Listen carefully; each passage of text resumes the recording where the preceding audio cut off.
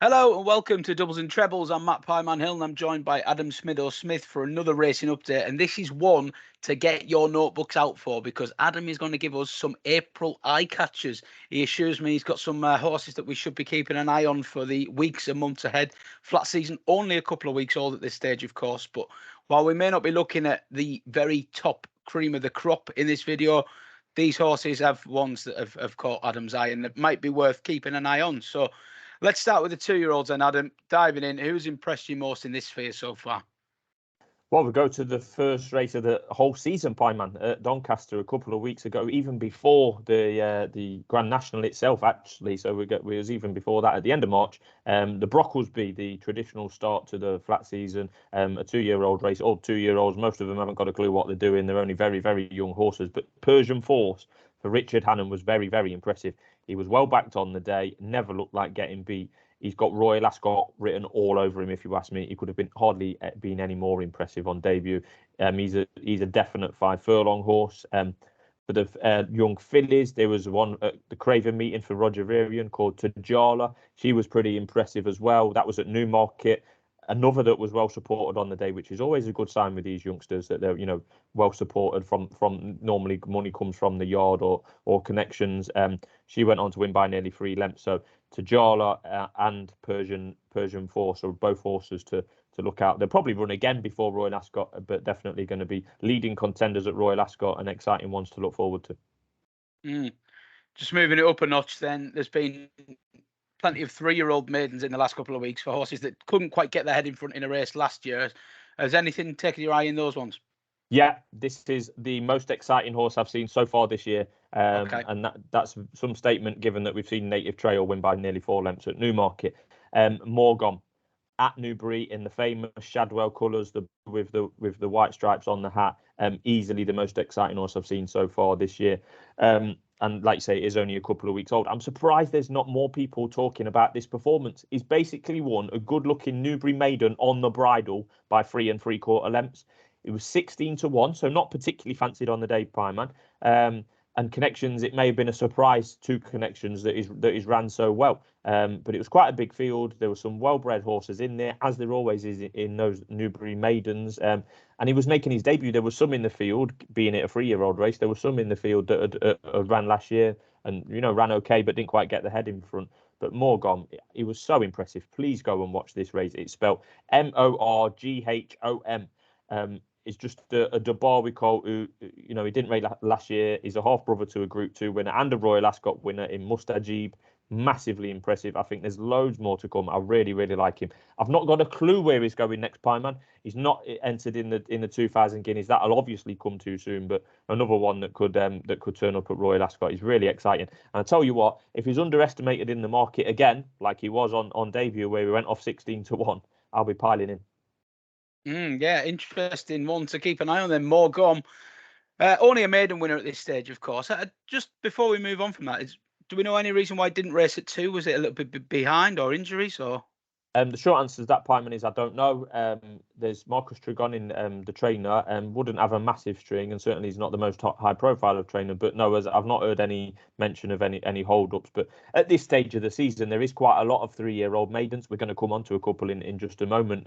But yeah, there's all sorts of reasons. But a lot of trainers show patience with horses if they're not ready to go at 2. Either they're not filled the frame out properly or whatever. Or then they're just not quite ready to go physically. Then they'll hold them off for 3, and there's plenty of opportunities, as you saw from Morgom, and the other 2 we're going to come on to.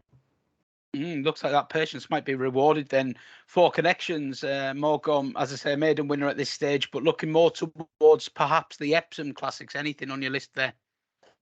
Yeah, so there's a couple at Newbury on Sunday. Godolphin, when I say Godolphin, it's mainly Charlie Appleby and William Buick. They've started the season in flying form, incredible. I think in the first week they had 8 winners. They continued that into the weekend. William Buick's absolutely flying in the saddle, and Charlie Appleby, he's got the first and second favourite for the 2,000 guineas. He's got the one of the leading lights for the Derby and the Oaks as well. He's flying, but on to Newbury. There ended up being a 3-runner race on the Sunday, which was unfortunate. Over a mile and 2 furlongs. he had two runners, Life of Dreams and Walk of Stars. He had Walk of Stars and a horse called Hafit, both with Derby entries. Walk of Stars was certainly well found in the market, despite wearing the white cap. Normally, when you see Godolphin wearing the white cap, that normally signals their second choice or second in the pecking order. It's usually true as well. James Doyle, who's not a bad second jockey to have, was in the saddle. But he was, like I say, he was well backed. He went off odds on Walk of Stars. Shame there was only 3 runners in the end because there was a couple of non-runners. That is a shame. I think one got loose at the start actually. But yeah, Walk of Stars and his stablemate Hafit went miles clear of the third runner. He was never really in danger. But Walk of Stars to me looked a real Derby type. When he knuckled down, he took a couple of strides to get going, but he's an inexperienced horse. Put the race to bed. He's 14-1 for the Epsom Derby right now. I think that's too big. I'm not going to go into too much detail, but I think the top of the Derby market at the moment is littered with horses that aren't going to stay the trip, so probably won't run. Native Trail, for example, is quite high in the Derby market. He's got no chance. He's got absolutely no chance. Wouldn't stay a mile and a half in the back of a horse box, to be honest. So that's why you're looking at horses like Walk of Stars. I wouldn't put anyone backing him off at the price he is now. He's about 14-1. Yeah, really, really quite interesting. Of the fillies, both on the same day as Walk of Stars, just an hour or so before, Life of Dreams. She won the fillies maiden again in the Godolphin colours. Got an impressive roll of honour that race. I think it was a race that Enable once ran in. She didn't actually win, but Enable once ran in the same race. So it normally throws up a good Oaks prospect. She's currently 10-1 for Epsom. I can see her going off shorter than that, to be honest with you. So they're the two to look out for from Newbury. Well, that's the younger horses boxed off then. Big guns from the older ranks haven't really been out on the track just yet, but anything you would want to flag up while we're here, just before we wrap up? Yeah, following the Godolphin theme with Charlie Appleby and William Buick, they had Master of the Seas, who looked pretty good when winning the Earl of Sefton at Newmarket. That's 9 furlongs. I think it's a Group 3.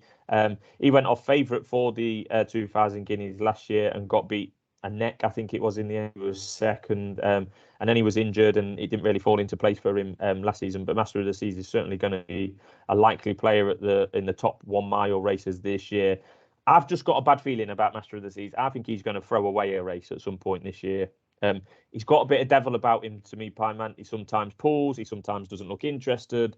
But when he can fight, his running style sometimes finds him a bit of trouble in the race as well. You know, in and amongst runners and gets hampered. But when everything falls in place, he's pretty decent. I mean, it was a very confident ride from Buick at Newmarket last week, and he did pull clear. And I think the second in that race, McGallen, I think he's pretty good as well. I don't know what his best trip's going to be, to be honest. We'll hopefully find out with that horse. But yeah, Master of the Seas is going to be a player over a mile. I'd also give her a shout out to Rogue Beer. He's already been third in both the Lincoln and the Spring Cup handicaps this year. They're two really good. They're the most prominent handicaps that have been run so far this season, and he's been third in both of them.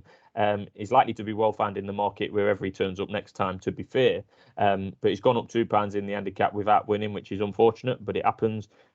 He could have won both races with a bit of luck, and he's surely going to win a big handicap at some point this year, possibly might even get 10 furlongs. He's as consistent as you like, and he's certainly knocking on the door. So keep an eye on Rogue Beer as well. Yeah, always nice to have a horse in these big handicaps that you know you're going to get a run for your money from as well. So Rogue Bear, another one for your notebook there. Make sure you are following us on Twitter as well, at @doubles_trebles_. That's where we'll be pointing out selections for darts and racing every Saturday, and the big meetings as well. Week 1 of the new season didn't go too well. Unfortunately, Adam had 3 losers out of 3, but that does mean that things can only get better, and did have some good results on there last year. So make sure you give us a follow. Keep it on YouTube. We'll have more racing content coming your way very soon. Thanks for watching. See you again soon.